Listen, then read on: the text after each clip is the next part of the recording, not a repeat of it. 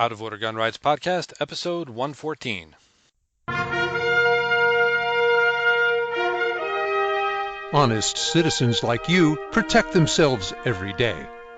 We talk about it every week on the Self-Defense Gun Stories podcast. Were these gun owners lucky, or did they have a plan? How should we defend the people we love? We discuss recent examples on the Self-Defense Gun Stories podcast. Put us in your pocket. Welcome to the Out of Order Podcast, your window into the firearms community, exploring those shaping the future of our rights and protecting our lifestyle, laws, legal cases, activism, and self-defense in a candid and honest podcast for our brothers and sisters in arms. Here's your host, James Kalita.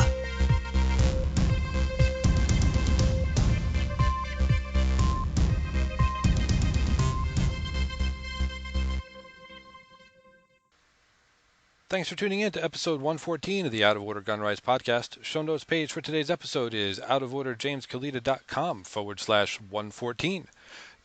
Today's sponsors are Scott Shot. Whether you are taking a class as a complete beginner or an experienced, highly competent shooter seeking an NRA instructor certification, Scott Shot classes are comfortable, friendly, and taught with a high instructor-to-student ratio. And Self-Defense Gun Stories Podcast, weekly reports and commentary on civilian use of self-defense. And today's guest is Bill Chachkes. And now, here's Bill. Bill Chachkes, welcome to the show. Thanks for having me, James. I really appreciate it. And I'm sorry it took so long to get it started, get it going, but, things get in the way of both of us. Sure. Yes. Yep. So, Bill, you're the host of the Firearms Chat podcast. Would you tell us about that? Sure. Well, I'm one of the two hosts. We used to be three. I'm the lead host and the producer, and my co-host is the technical consultant. He's a retired gunsmith, and we're both former sworn auxiliary law enforcement officers.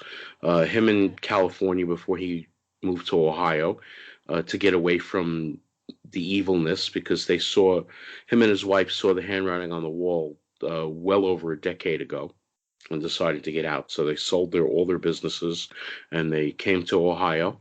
And Greg does gunsmithing for a shop on the side, but he's more or less semi-retired. He was turning barrels for a company, and he received a foot injury, so he went out on permanent disability. But he stays very active, and he shoots off his back porch. And he does a lot of local gunsmithing, and I'm learning. I'm in one of the three highest-ranking colleges for gunsmithing in the United States. Fortunately, happens to be an hour away from where I live. Oh, excellent.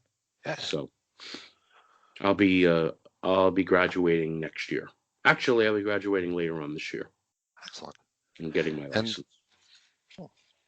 So what inspired you to start the podcast? Well, I've been shooting since I'm 6 years old. My dad was a law enforcement, he was a federal law enforcement officer, post office cop, postal inspector, and he was a career Army reservist, and he had been active duty after World War II in Germany and in Korea, and then he did a year in Vietnam as a criminal investigator for the Army. And he had just come home a couple of weeks earlier from his tour in Vietnam, and all I knew was that he was in the Army. I didn't know that he was also a cop. And we were coming back from Saturday night at the movies, and some guy jumped out from behind a tree or a bush with a butcher knife and said, "Give me all your money or I cut the kid." And my father and all of my uncles were students of Masad Ayub back before Masad Ayub taught. They just read his books. And my uncle actually worked with him. My uncle was a New York City police detective, and he was on the stakeout squad with Detective Jim Cirillo, and Moss rode with them in 69 and 70. So my uncle knew Moss from 1969, but this was 67, and this guy jumped out and decided to mug my mom and my dad and I. And my dad used to keep a $20 bill wrapped around a matchbook, which in 1967, $20 was a lot of money. And he tossed it on the ground and said, "Go have a drink on me. We don't want any trouble." And the guy took his eyes off my father to pick up the $20 bill wrapped around the matchbook with the rubber band, and out came my father's off-duty Colt Detective Special. Federal agent, you're under arrest. And I turned and looked at my dad, and I said, Dad, you're a cop too? You're really my hero. So my mom said to my dad, I think you ought to take him shooting, get him. And my mother was not a gun person. She did not like guns, but she understood that being a cop's family, that we had to know something about firearms in case that day ever came. So he started me with the Colt Woodsman, and right after that, his Colt Detective Special 38, which we did hand over hand with my little hands and his big hands, and him cocking the hammer and me pulling the trigger. And when I turned 10, he gave me the Woodsman. And when I turned 12, I got a Colt Ace 22, which is the 1911 22 conversion. And when I was 16, in a New York State, you can't legally own those guns until you're 21. But at 16, he said, this is your birthday present, but it won't go in your name for 5 more years. I got a Colt Python 6-inch nickel 357, which I still have. Wow. I've been offered $4,000 for that gun. I would never sell it. Right. Yeah. And then when I turned 18, I got my first Gold Cup, because I was already competing and I was shooting his Gold Cup, and he got tired of readjusting the trigger for my, teenage fingers every time I had to take it to a match. And I got mine. And then when I turned 19, I left criminal justice school with an associate's degree, and I decided to join the United States Army. And I was already a pilot, a civilian pilot, unofficially since the age of 12, but officially since the age of 16. I had an uncle who was a Marine in all 3 wars and was one of the NYPD's first aviation officers, and he taught me fixed wing. And I joined the Army as a warrant officer aviator, and I learned rotary aviation. As I started with the last models of the Huey, the Iroquois. And then we gave those to the Philippines, and I went into the Black Hawk. And in the reserves, I flew the Black Hawk and the Kiowa. Wow. So what's better to fly, the fixed wings or the helicopters? Well, the fixed wings are easier, especially when you get older and you have older hands and older feet. And I can't fly anymore because I'm missing one foot. Although I have a dear friend who's a retired lieutenant colonel from the Air Force who teaches at the local Embry-Riddle campus, and I'm his crash test dummy for a pedal's cockpit. Oh, well, there we go. Yeah, and I've been up with him 3 times. He put in a Cessna 2100 twin engine, and he sits in the left seat and I sit in the right seat. And I've been up twice for about 90 minutes each time, which was the first time I put any time. I had to get a flight book back because I haven't flown or driven a car since the 90s, when I started to lose the feeling in my feet from my back injury a decade and a half before. Wow. And so you're also involved with a Arizona Citizens Defense League, and you guys got some new gun control laws coming in. Would you like to tell us about those? Well, I'm involved with 2 groups. I run my local section of my county chapter of the Oath Keepers. And Oath Keepers is founded by veterans, former policemen, current serving law enforcement officers, military and veterans, and EMS, fire personnel, but it's open to everybody. And we teach people to survive natural and man-made disasters. Now, how are you going to do that without firearms? Right. Not easily. Right, exactly. And Arizona Citizens Defense League and Oath Keepers have joined together to contest and protest Governor Ducey for the 4th time in 4 years. He talked about it in his State of the State address, and he's going to try to get and he's supposedly a Republican, but he's turning out to be a real rhino, to introduce these red flag laws during this session again. And 3 times they introduced them, 3 times we got them voted down. So we're starting a letter writing campaign, and basically we're making it really easy for everybody. We're putting together a form letter, and all you have to do is, you know, address it to your state House and state Senate representatives, and then to Governor Ducey. You get 2 copies, and then you sign your name to the bottom of it. Oh, okay. There we go. And we make And mail them snail mail? Yep. Because snail mail, even though they register your phone call, it's just a yay or a nay. Right. But if you send a real letter as opposed to a phone call, they have to read it. And if you're really, really a good writer, and I've been writing since high school, so I consider myself a good writer. You name it, whether it's rock concerts or football or shooting, I've written about it. And I'm currently finishing up my second book. My first book was about the media side of the football industry and how it's a very cold, unforgiving, dark place for a podcaster, especially for a podcaster, even if they fancy themselves a scout who's been around for a long time. And then my current book that I'm finishing up it's called I'm No Hero, and in parentheses, I just did a job, and it's a fraction. It's a fiction based on fact. It's loosely based on mine and my family's commitment to military and law enforcement service. Wow. So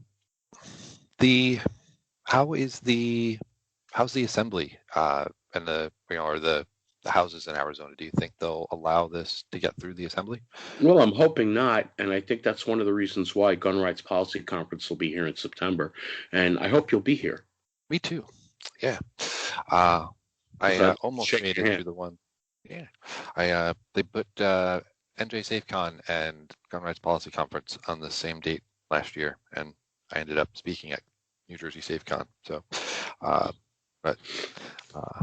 I've warned John not to do that really again. That's really important that you stayed local. I couldn't make Chicago either because, as a lot of my listeners know, and as your listeners are about to know, as I mentioned, I'm a disabled veteran, but I've been wheelchair bound for the past 9 months. A year and a half ago, I broke my leg in a medical facility, and about February of last year, at the end of February, they could no longer heal the infection that was created from the air cast. So I lost my lower right leg and my right foot. But that has not stopped me from shooting. I recovered as much as I'm going to recover at this point without a back operation.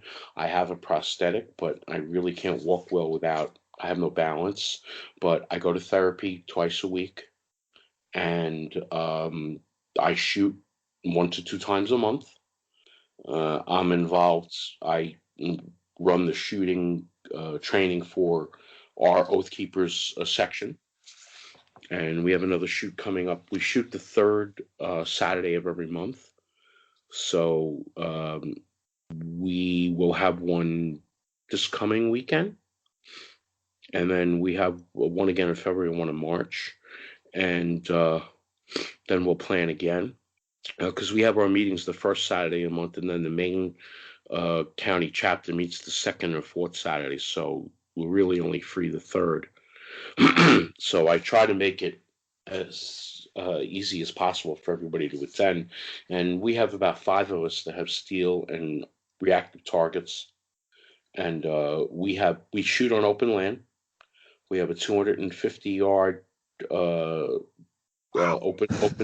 open land range in the National Forest and Coconino National Forest, which is here. It's the very north end of Yavapai County, and Coconino and Yavapai split the city of Sedona right down the middle. And I live about 15 minutes south of that. I'm in a town called Cornville, which is next to the city of Cottonwood, which is, if you are on I-17 coming up from Phoenix, and you get to you go past exit 287, you start to see all these beautiful red rocks. And when we came here 13 years ago, after my father-in-law died, my wife had been telling me, once my parents are gone, we're moving here, and either you're with me or you're not. And I said, okay, we're moving to Arizona. So we would coming here the first time. I was coming here the first time since I had been in the Army, stationed in Yuma for a little bit, and had flown over the area, back and forth over the Grand Canyon and to Nellis and to Camp Navajo, which is Army reservation in northern Arizona. Which, by the way, nobody realizes this, but they have certain weapons of mass destruction there because they have rail yards there that lead right into the base. So I didn't know that until I was at Yuma, and I had to bring the mail up from Yuma, and they said, you can't land on that landing pad. You have to go to the other pad because that landing pad's restricted. I'm like, excuse me, I have a level 3 top secret. Said, no, you need level 5. So, Oh, all right then. So, I don't know. I remember I took my basic at Fort Dix, so I don't know if Joint Base Lakehurst Dix McGuire has any of those certain weapons of mass destruction stored there. But out here, it's a lot easier to do. I know something you mentioned 250 yards, and I'm just drooling over here because where I typically spend my time in New York and New Jersey, there's no such thing. I've found only one range within 3 hours of here that's more than 200 yards. And let me guess. Would that be Edelman's in Center Reach, Long Island? I don't know about that one. There's one out somewhere in the middle of Pennsylvania. I don't know. I know about that one. But there's one in there's a 200-yard rifle, 100-yard shotgun, 50-yard pistol in Upper Westchester. And it's the Upper Westchester Shooting Center. And then there's Edelman's in Center Reach, Long Island, which my dad used to take me out to because we used to make after Temple, because like I said, I'm Jewish. After Temple, Saturday mornings, we would load the car up, whatever my dad wanted to shoot, and he would take me out there. And then on the way back, we'd make a trip and stop to see his older brother, my uncle, who was sick. And I remember just before I deployed, my dad said, let's do a shoot for old time's sake. So I packed up the car. I was home on leave. I had about 6 days home, and it happened to coincide with a weekend.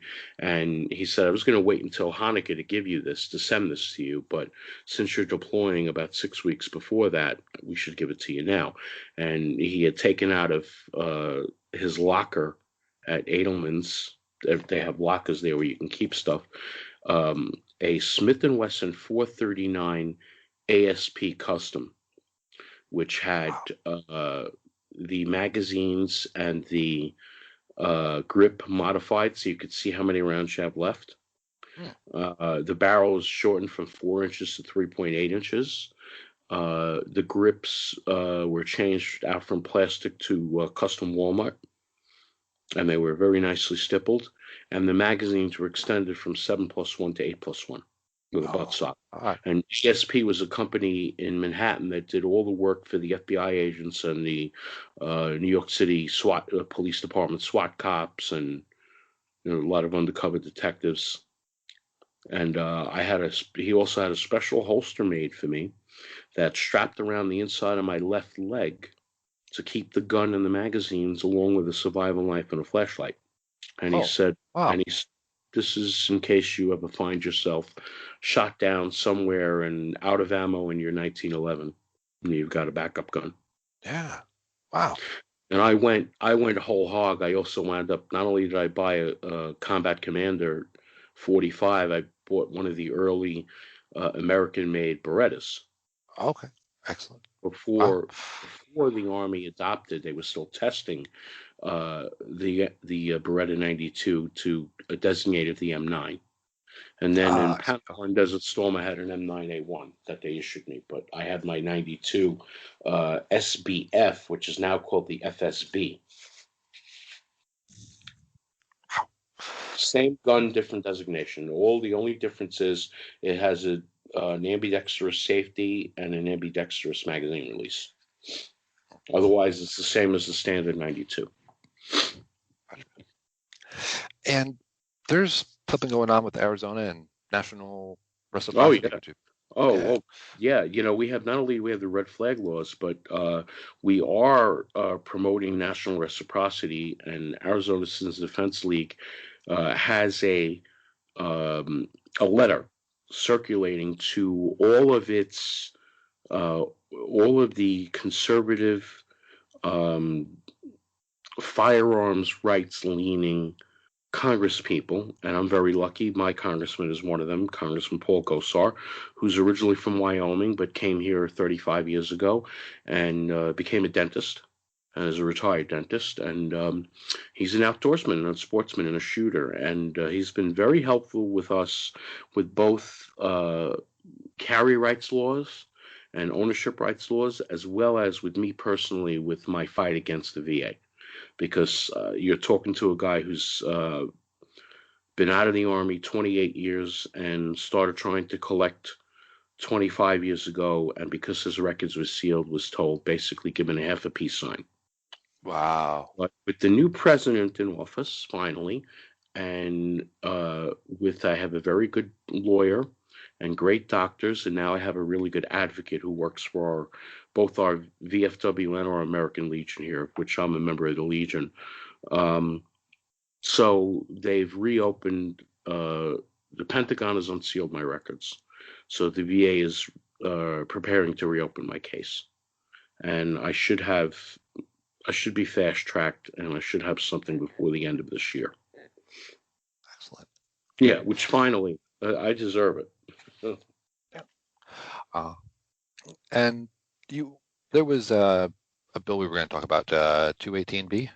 Yeah, 218B is primarily the retired officers' concealed carry weapons law that if you're a retired cop, you can carry anywhere in the country. But not only do they extend that to sworn auxiliary officers, of which I'm one, but they extended that to veterans. And if you have not been adjudicated an alcoholic or mentally indeficient or deranged by any other means, you could apply federally for this license, and it's good right now in 38 states, but they're trying to push it as part of the national reciprocity laws, James, so that we could get in all 50 states. So that basically, if I wanted to fly back to New York, the Port Authority police would not confiscate my gun when I got off the plane. Right. And mind you, it Yeah. doesn't matter if I fly into Kennedy, LaGuardia, Newark, if I were to fly into MacArthur out on Long Island, if I were to fly into Albany International, Stewart International, which is also a Reserve National Guard base, which was a reserve active duty base that I boarded a C-5A to go to Desert Shield and come home from Desert Storm on. And same thing with Buffalo or Schenectady International, or Northern New York International out of Plattsburgh, which used to be Plattsburgh Air Force Base. The Port Authority of New York and New Jersey is the law enforcement organization for all of those airports. And I could have a license, and I had a New York State permit, was still valid until 2015, until my birthday on 2015. And I could have flown back there in 2013 and 2014 when I flew back there to write about football for covering the NFL draft in Radio City Music Hall. I could have carried a pistol for protection, and they would have confiscated it until my permit checked out. Right. But what we're looking for is you show this federal permit, and they cannot confiscate your firearm. And what if I was going to shoot a match in Western New York? I have our web host, Kyle, who runs iPatriot Hosting, goes to a match, shoots a match in Western New York. And he's invited me up there. And he said, well, we could rent your guns. I said, yeah, but my guns are balanced for me. My SIG P320 competition, Nitron RX competition, is balanced for me. That's my it's really a home defense target gun, but it's balanced for me for competition. I have the bottom of the slide has 3 cutouts for steel weights that go in the bottom to balance the barrel so you recoil. And I could put 1, 2, or all 3 in. That gun's balanced for me. Why would I want to rent a gun? Rent someone else's. Yeah. Yeah, Yeah. exactly. Well, Bill, I always recommend ask my guests to recommend books that our listeners should read. Any come to mind?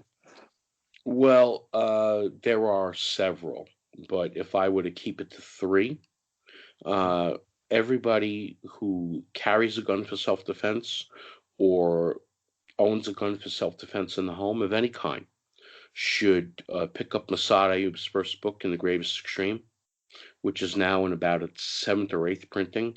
And my copy belonged to my uncle, who not only was my dad's brother-in-law, but he was my father's best friend, and they were a month apart in age, and they were both cops. My uncle was a New York City police detective, and he was on the major case squad, and was the cop that the detective that pursued and captured the son of Sam, David Berkowitz, the son of Sam killer. Um, and he had me read the book when I became an armored guard at the age of 18, which my father had to get a waiver to get me a New York State carry permit at the age of 18, which you can't really get till you're 21. But back in the 70s, you can get away with it because I was Okay. going into a security job. And then I left for the Army a year later. So I only did that job for a year. But I learned a lot about close quarters protection in that job. Even though we weren't protecting people, we were protecting money. Right. Yep. Right. And And you mentioned the other three. Yeah. the other books are, I think you should read Aaron Zellman's book. He's the founder of Jews for the Preservation of Firearms Ownership, which is now under the Second Amendment's umbrella. The title escapes me at the moment, but find that book. And then I want to recommend a book for kids on firearms. We both have a dear friend who's been a guest on just about every podcast on this network. And if you haven't had him yet, I highly recommend you have Yehuda Rima, the Pew Pew Jew, who basically migrated from Los Angeles to Dallas so he could own a gun. And he's an Orthodox Jew. And I'm also Jewish. I'm not Orthodox, but I'm very observant. And he's written a bunch of books for kids, but his first book, Safety On, it's a picture book on gun safety for kids ages 8 to 10. And if you have any children in your family or in your life that you want to teach a firearm safety to, get this book. And he sells autograph copies also, and that's the pewpewjuicestore.com. If I could throw in a shameless promotional plug for Yehuda. Absolutely. Yeah. So I will put links to Yuda Reamer's store on there, and also to the Firearms Chat podcast. Any other links I should put on the show notes page? Plus our network, the Self-Defense Radio Network, selfdefenseradio.net, and capital S, capital D, capital R, capital N, dot small US, for your show, our show, and all the other great shows on the podcast. And, you know, I love doing the rounds with all our other fellow podcasters, James, because it gives me an insight into what other people want to talk about. And when I told you this would probably go long, because I was on with Scott at Tactical Pay several months back, and his interviews usually 45 minutes, and we were on for 96 minutes. And you know, I apologize. He is chatty. No, that's right. He did something that I'm just amazed that I didn't think of. For years, I've been trying to figure out, you know, because I listen to a lot of podcasts, and you can never read the whole title, and you never know like what this episode's about. And he puts the episode number at the end of the title. That gives you like 6 extra characters to read on your phone. I'm like, you're a genius. So I started doing that too. So that was. Yeah, it's a good idea. Yeah. And, you know, the other thing I should bring up, if we have a couple of minutes left, is I don't believe there's enough resources for disabled CCWers. And one of the few good resources is on NRA Family, on the NRA website. Dr. Joe Logar is a doctor of physical therapy. And because of him, I switched concealed carry bags. In fact, now I have 3 different ones. 2 of them are from a company called Elite Survival Systems, which is shortly going to become a sponsor of our podcast. And I was able to modify one of the bags to carry on my wheelchair, on the back and on the side of my wheelchair, to offer me a quick draw access. Because I have to go into a lot of non-permissive environments being in a wheelchair. Sure. Right. And I'm You very can't fortunate. easily take that holster off. Yeah. Now I'm very fortunate that I was able to get my paratransit bus company to agree when I showed them my license and my bona fides that they let me carry on the bus. Then I come to find out that most of the drivers also are CCWers. So they tell me, we're just happy that we have somebody else that rides the bus that understands. Yeah. But I have to go into non-permissive environments now. Fortunately, where I take physical therapy, they're a little more understanding. The director is a CCW, where my PT, my doctor of physical therapy, is a gun owner and a CCWer, and he has a great. He is a great. He did what we do. We got a car safe, and as soon as he gets to the job, he takes it off and puts it in the car safe, and then just gets out and walks into the building. But they understand I'm no threat. Right. They're more of a threat to me that, other people there are more of a threat to me than I am to them. Yeah. We all have to keep doing that work to change that mindset that guns are scary things. And, I'm waiting for my occupational therapy appointment. And her and her husband are also shooters. And she's been working with me a lot to keep my hands strong so that I could operate a slide. I don't have to relegate myself back to revolvers. And I'm sitting there one day reading an NRA, an American Rifleman from about 2 years ago that they leave out on the reading magazine table there in the waiting room. And some guy sits next to me and he starts talking to me about guns. And he's a veteran and he says, "You CCW?" And I look at him and I say, "You don't?" And he just looked at me like this cloud of first fear and then understanding came over his face. And this was a Vietnam Marine vet, Yeah.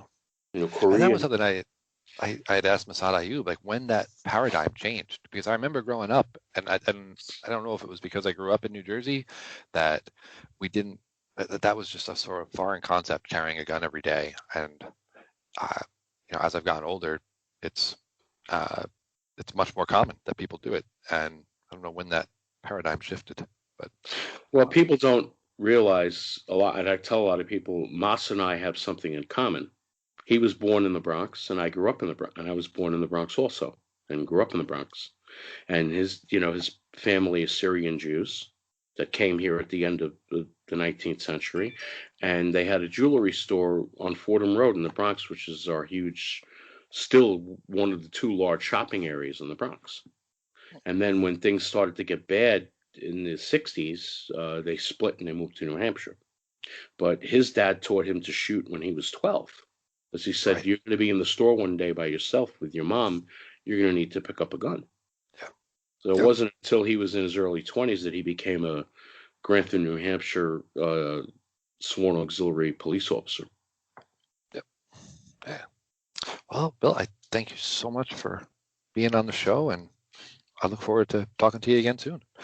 Yeah, we want to schedule you to come on with us. Your next available time, and we do a little more than 30 minutes, so be prepared to yak. I'll make sure all right, I will. Thanks again for tuning in to episode 114 of the Out of Order Gun Rights podcast. Show notes page for today's episode is outoforderjameskalita.com/114. And please remember to visit our sponsors, Scott Shot. Whether you are taking a class as a complete beginner or experienced, highly competent shooter seeking NRA instructor certification, Scott Shot classes are comfortable, friendly, and taught with a high instructor-to-student ratio. So head over to scottshot.com. And by Self-Defense Gun Stories podcast, weekly reports and commentary on civilian use of self-defense. Thanks for tuning in. We'll see you next time.